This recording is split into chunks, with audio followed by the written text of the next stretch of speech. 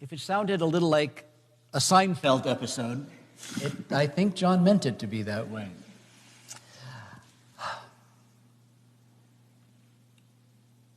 About 25 years ago, when our son was about 4-ish and our daughter was a baby, we were in Lake George, New York, in the Adirondacks at Great Escape theme park. It's kind of a low-budget Disneyland. And very low. It's small. But it's got all the things you need. It had roller coasters and water slides. And in the midst of that, there was a man in a motorized wheelchair, which was operated by a sip and puff straw. My son spotted him. His eyes grew as big as saucers, taking in the strange scene. Now, what he was supposed to do was whisper to me, "Daddy, why is that man in a moving chair with wheels?" Right? That's what kids are supposed to do? No. He lets go of my hand, and he runs straight to the wheelchair and starts barraging him with questions. Are you a robot?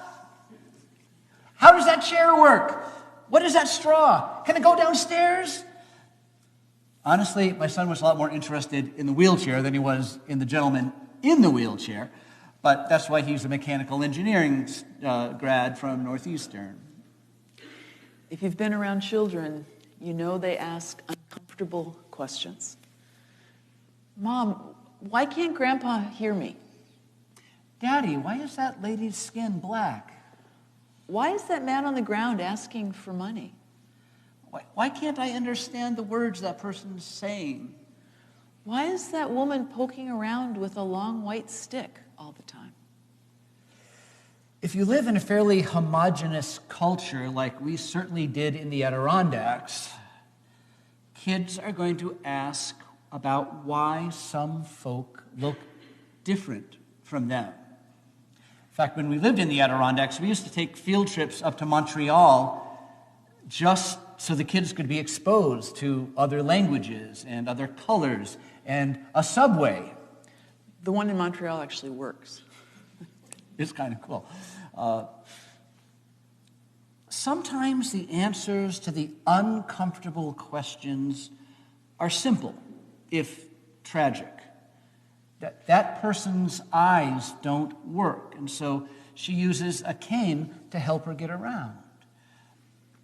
Sometimes the answers are complex, and we don't understand them ourselves. How do you talk to a 5-year-old about systemic racism and white privilege and homelessness and poverty and mental illness? This story that Beth read this morning, seems to us to be a story of adults asking uncomfortable questions in a pre-scientific context, right? It was the first century. So they ask, why was this man born blind? Was it because he sinned? Or since he's been blind from birth, is it because his parents sinned? It might be helpful to know that in the ancient world, people understood sight this way. There was the belief that within each of us there was a spiritual lamp, a divine light. And when we open our eyes, that light shines forth, allowing us to see. And when it gets to be nighttime, we're tired, the light dims, and it's harder to see. And then when we go to sleep, our eyes shut, and it shuts out that light, and we can sleep. But the blind, well, somehow they've lost their divine light, or are born without it. Their eyes open, but no divine light comes out, so they cannot see. It wasn't until the late medieval period that most people thought that we see because light comes into our eyes, not comes out of our eyes. In fact, if you watch a good cartoon, you still see that, the light coming out of our hero's eyes. And so blindness wasn't just a physical condition in the first century. It was also a spiritual condition, that the lamp within a person had gone out.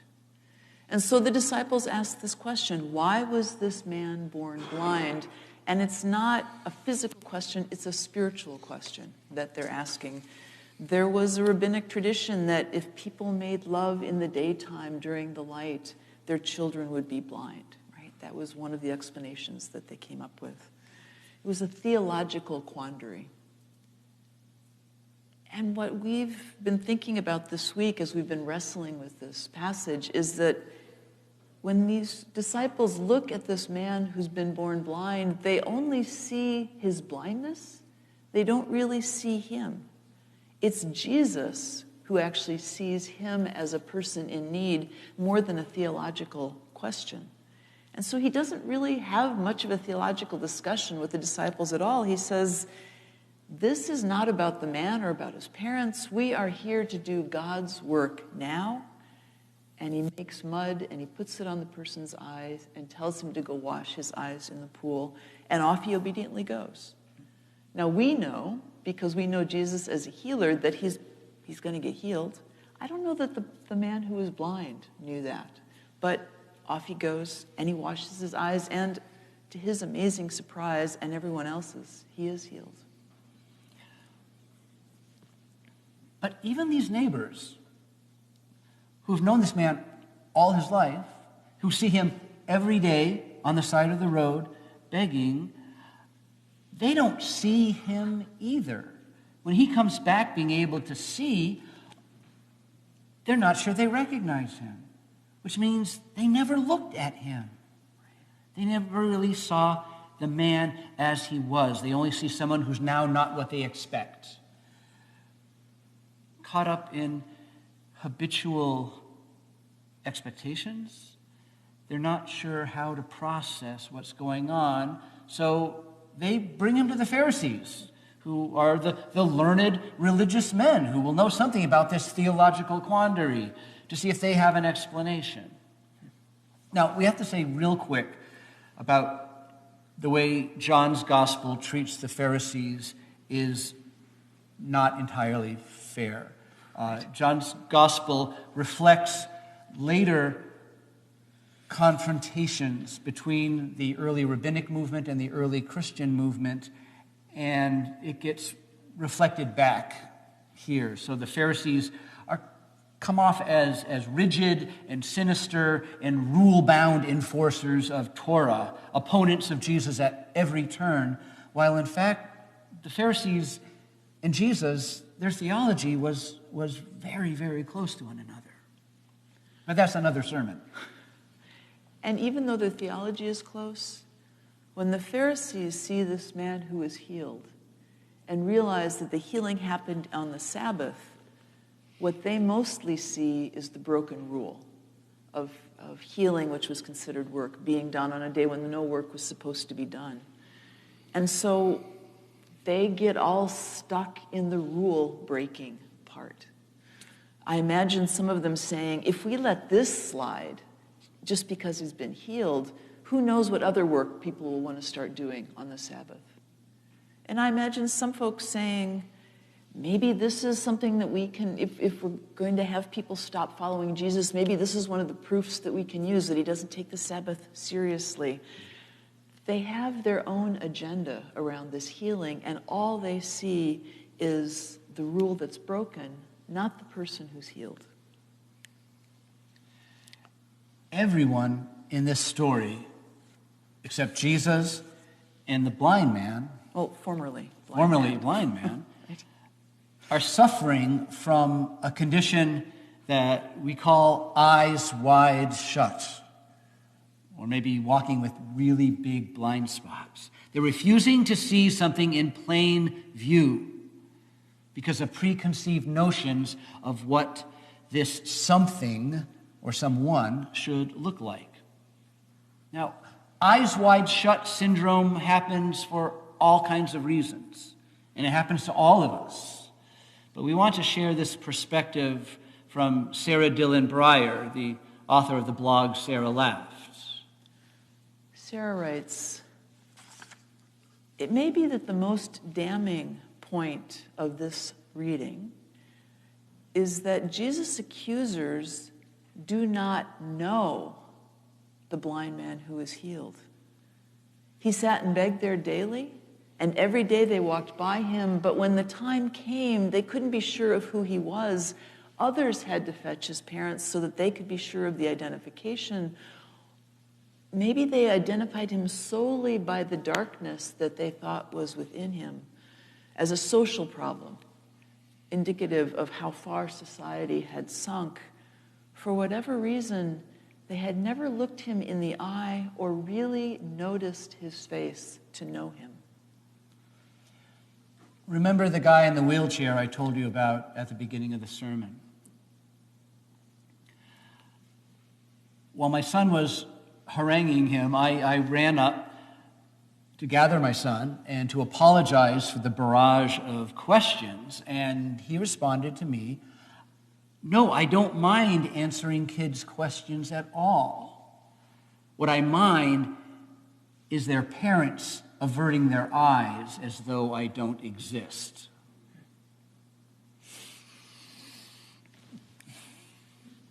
Ouch. Because I realized I had not seen him until my son ran up to him. And I only really saw him when I became embarrassed. And I thought about others that I have averted my eyes from. I realized then I was confronted with how much I go through the world with eyes wide shut. Those Pharisees in the story could go through their world with eyes wide shut, never really seeing this blind man, because they had social privilege as educated religious leaders. And I recognize that I too live with social privilege, an incredible amount of social privilege in the modern era. I'm healthy, I'm able-bodied, I'm white, I'm cisgendered, I'm heterosexual, I'm male, I have a postgraduate degree, I have a career I love, I am in a marriage that has blessed me for almost 35 years, I have 2 amazing young healthy kids, a lovely parsonage I get to live in, I have health insurance, and a remarkable community of faith that I get to serve. I am incredibly privileged. And because of that, I'm in the same dangerous space that the Pharisees are in. And I could say all the same things, except for the female instead of the male part, right? We both are immensely privileged in this society. And sure, we've worked hard. Sure, our lives have had their share of pain, though far less pain than many other folk we know. But that's not unique to us. We've still done that work, and we've still been able to manage the things that have come our way that are unfortunate from a privileged place of never having to second guess how it is that we're treated in the world. When I have a really bad job interview, I don't have to wonder or second guess whether it was because I'm a male. And I don't get followed around clothing stores and wonder whether or not people are doing that because I'm white, right? It just doesn't happen. The most insidious and subtle part of this privilege is that if I don't want to, I don't have to see it. I just go through the world as it is and kind of assume that it works that way for everybody. It's baked into the system. That blind spot, for me, is baked into the system. When you've got privilege, you don't have to see or recognize the injustices. I remember Bernie Sanders used to say all the time, the system isn't broken, it's fixed. Eyes wide shut syndrome can be hard to recognize, and it's even harder to give up. For one thing, when my eyes wide shut syndrome is pointed out to me, oh my gosh, I'm embarrassed. When a person in the wheelchair makes me realize they were invisible to me. I'm appalled. And none of us likes to get called out for our lack of consideration or recognizing the human in another person, or our unconscious isms, and we can give a laundry list of what those are for each of us. I mean, yeah, we say out loud that we believe everyone is a child of God, even those people who are different from us in every way, but man, I don't live up to it fully. And if I'm busy or stressed or feeling like I'm barely keeping up, it's hard to have the capacity to recognize other people's disadvantages and other people's pain. I just don't have it in me. And I think maybe the hardest part of giving up eyes wide shut syndrome is the fear that something will be asked of us, that we'll be asked to give something up, something we love, maybe something we've worked for, or maybe just something that's come our way.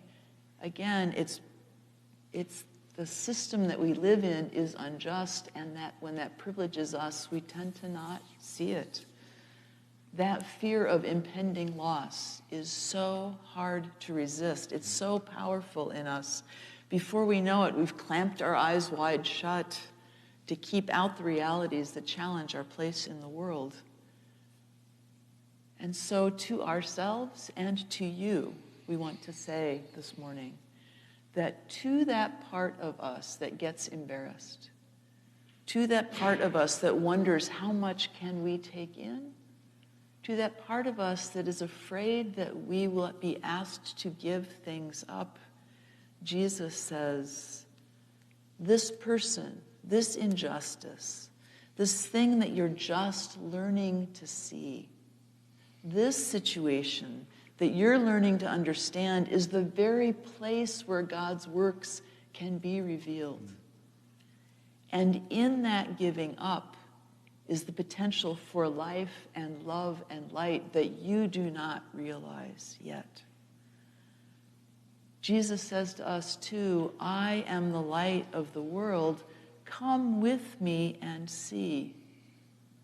Because we believe that Jesus longs to heal our blind places as well, so that we might have eyes and hearts wide open to the full kingdom of God. The healing of the person we don't see is the key to our own healing. And through faith, we can start to recognize and embrace that. It's an invitation for our own eyes to be opened. We're going to end with an advertisement.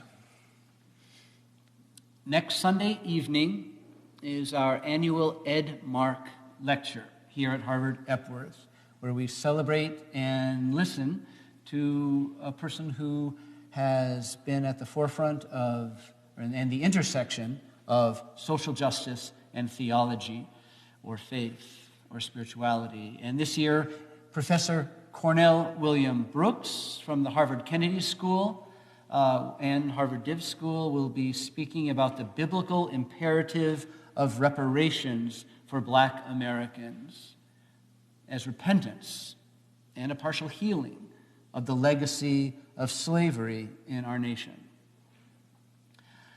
Reparations is a complex and challenging topic.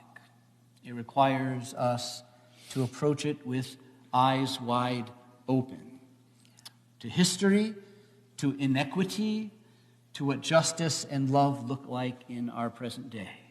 So we invite you to attend in person or online as Professor Brooks considers how are God's works revealed here.